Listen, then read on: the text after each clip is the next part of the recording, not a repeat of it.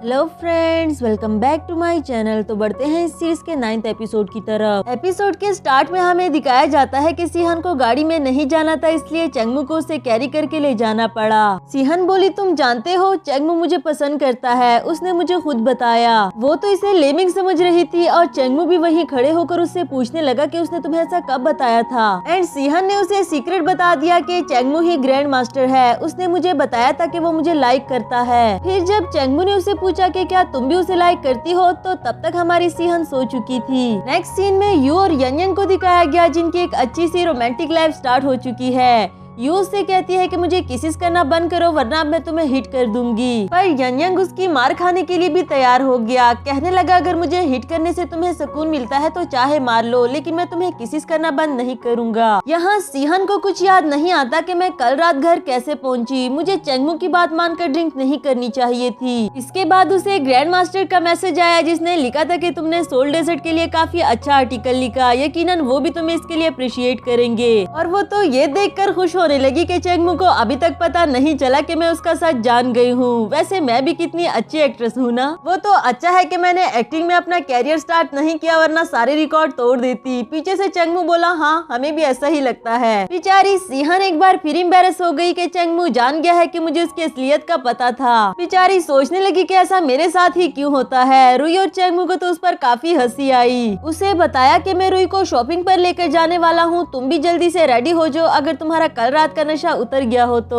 Next scene में तीनों बाहर आते हैं, जहाँ एक लड़की चंगमू के साथ फ्लर्ट करने की कोशिश कर रही थी और रुई सीहन को देखकर उसे कहने लगा कि डैड वो देखो मॉम वापस आ गई। उस लड़की को तो सुनकर इतना दुख हुआ, कहने लगी अफसोस सभी हैंडसम लड़के किसी और के हो चुके। सीहन इसके पास झुककर बोली कि तुम इतने अट्रैक्टिव हो ही क्यों कि सब लड़कियां तुम्हारे पीछे पड़ जाएं। चंगमू बेचारे को तो समझ नहीं आती कि आखिर ये हो क्या रहा है और रुई को लेकर उसके पीछे भागा। उससे पूछता है कि क्या तुम मुझसे नाराज हो। वो बोली, नहीं तो मैं बस ये सोच रही थी कि आजकल की लड़कियां कितनी ब्रेव हो गई है, मुझ में तो ये कवरेज ही नहीं, शायद इसलिए अब तक अकेली हूँ। आफ्टर दैट उसे बताया कि मेरे पास तुम्हारे लिए एक गिफ्ट है। अपनी पोनी उतार के उसके हाथ में डाल दी, ये कहकर कि ये तुम्हारी प्रोटेक्शन करेगी। चंगमू को भी जेलसी की स्मेल तो आ ही गई। रुई बोला कि आंटी मेरा प्रोटेक्शन बैंड कहाँ है। इस पर सीहन ने उसके बालों में पोनी बना दी कि ये तुम्हारा प्रोटेक्शन बैंड है। वैसे रुई तो काफी ज्यादा क्यूट लग रहा था। इसके बाद जब चंगमू और रुई दोनों खेलने में लग गए तो सीहन को जियांग का मैसेज आया कि हम दोनों के बीच के हालात ठीक हो गए हैं। एक हफ्ते के अंदर रुई को चाइना से वापस आना होगा, उसका स्कूल भी ओपन हो गया।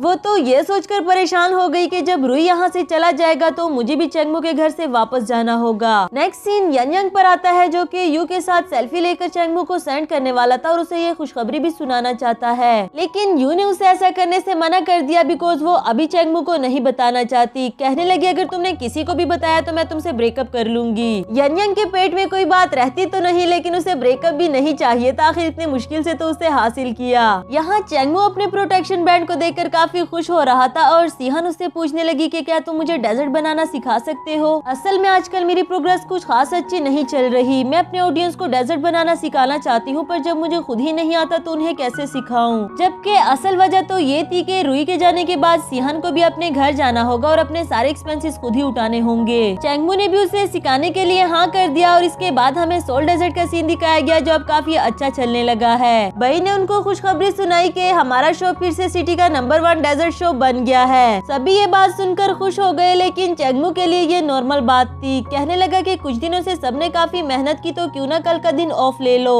वो भी हैरान हो गए कि आखिर बॉस को हो क्या गया है जो अचानक से हमें ऑफ दे दी। फिर ख्याल आया कि जरूर सीहन को डेट पर ले जाना चाहते होंगे। नेक्स्ट सीन में यूं को दिखाया गया, जिसने वैसे तो सीहन को काम के सिलसिले में बुलाया था, पर उससे बताती है कि मैं अपने भाई को बहुत अच्छे से जानती हूँ। उसने कभी भी किसी लड़की को ऐसे ट्रीट नहीं किया जैसे वो तुम्हें ट्रीट करता है, इसलिए कभी भी उस पर गिव अप मत करना। मुझे यकीन है वो तुम्हें अपनी फीलिंग्स बता देगा। इधर हांजे सोल डेजर्ट में आकर चुपके से चंगमू की पिक्चर्स बना रही थी, जबकि चंगमू का ध्यान इसकी तरफ बिल्कुल भी नहीं था। इवन कि उसकी पिक्चर लेते लेते वो चेयर के ऊपर भी खड़ी हो गई और यहाँ गिरने ही वाली थी कि जियान ने उसे गिरने से बचा लिया। उस बेचारे ने तो सिर्फ इसकी हेल्प की, लेकिन हांजे का दिल तो उस पर ही आ गया। सोचने लगी कि इस हैंडसम को मैंने पहले नोटिस क्यों नहीं किया। अगले सीन में हमें दिखाया गया कि चेंगमू सिहान को डेजर्ट बनाना सिखा रहा था। सिर्फ डेजर्ट बनाना ही नहीं सिखाता बल्कि उसका काफी ख्याल रखता है और काफी नाइसली उसे हर चीज समझा रहा था। उसे सिखाने की कोशिश में भी कामयाब हो गया और यहाँ सुनेन उन दोनों को चुप चुपके से देख रहा था और अपने दोस्त को आकर बताने लगा कि बॉस तो उसे सिखाते हुए बगैर हेजिटेशन के टच भी कर रहे हैं। इसका मतलब तो ये हुआ कि उन्हें भी उनकी प्रिंसेस मिल गई, बस हम दोनों ही सिंगल मरेंगे। जियान के बारे में पूछा जिसपे उसने बताया कि वो देखो सामने ही बैठा है। बेचारा वो भी हांजे के साथ फंस चुका था।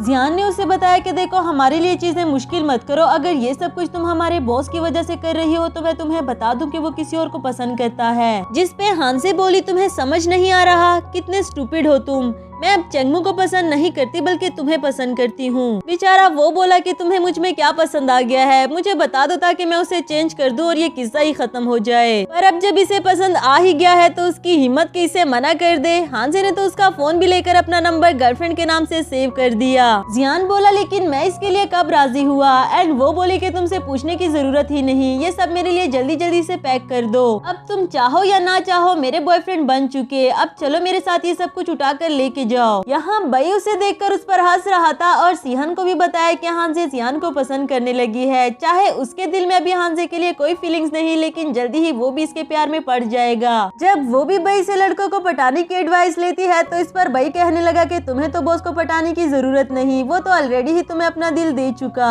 इससे पहले बॉस ने कभी भी किसी लड़की को लाइक नहीं किया, बल्कि वो तो किसी को किचन तक जाने भी नहीं देता था। दूसरी तरफ यनयंग ने यू के सामने एक लंबी चौड़ी लिस्ट रख दी कि कपल को एक दूसरे के साथ कैसा बिहेव करना चाहिए और कौन कौन सी चीजें करनी जरूरी है। जिस पर यू बोली कि रिलेशनशिप में आने का फैसला लेकर मैंने कुछ गलत तो नहीं कर दिया, क्या अभी भी वापस जाने का कोई रास्ता बचा है। और यनयंग कहने लगा कि अब तो तुम जो मर्जी कर लो, मुझसे बचकर कहीं भी नहीं जा सकती। नेक्स्ट सीन में चेंगमू बैठा एक नया प्रोडक्ट बनाता है और सिहान उसके लिए एक आर्टिकल लिख रही थी। साथ ही साथ वो सोचती है कि कल चेंगमू ने उसे रेसिपी सिखाते हुए उसे कितना स्पेशल फील कराया। इधर यनयंग काफी देर तक यू के घर बैठा हुआ था, जिस पर यू बोली कि काफी देर हो गई है, अब तुम्हें अपने घर जाना चाहिए। वो फिर से अपनी लिस्ट दिखाता है, बल्कि इस बार तो दीवार पर लगाने ही वाला था ताकि इसमें कोई भी चीज तुम्हें ना भूले। यू ने उसे लगाने से मना कर दिया, ये कहते हुए कि चेंगमू आने वाला है, मैंने कहा था ना कि मैं उसे अभी नहीं बताना चाहती। इसी दौरान यनयंग ने उसे पकड़ लिया, उसे बताता है कि मैंने पहली बार तुम्हें इतना हंसते हुए देखा, मुझसे वादा करो कि तुम फ्यूचर में भी कभी स्ट्रेस फील नहीं करोगी। आफ्टर दैट अभी उसने यू को किस की ही थी कि वहाँ चेंगमू पहुँचाया और उसे समझ नहीं आती कि सोफे के नीचे छुप जाए या बाथरूम भाग जाए। स्टेयर्स में एक गिफ्ट भी पड़ा हुआ था जिसे वो उठाकर साथ ले आया और यनयंग उसे ओपन करने नहीं देता, ये कहकर के ये मैंने ऑर्डर करवाया था। यू ने भी फौरन से वो गिफ्ट ले लिया, उसे बातों में लगाया, उसे सिहान के बारे में पूछते हैं। बेचारे चेंगमू को भी समझ नहीं आती कि अचानक से इन दोनों को हो क्या गया है और ये सिहान का जिक्र कहाँ से आ गया। यू ने उसे बताया कि मैंने तुम्हारे लिए एक प्लान बनाया है, उसके हाथ में कैंडल्स पकड़ाई की रात को सिहान के साथ मूवी देखते हुए इसे ब्लो अप करना। वो बोला कि यहाँ तुमने मुझे सिर्फ इसलिए बुलाया था और उन दोनों को ना चाहते हुए भी हाँ करनी पड़ी।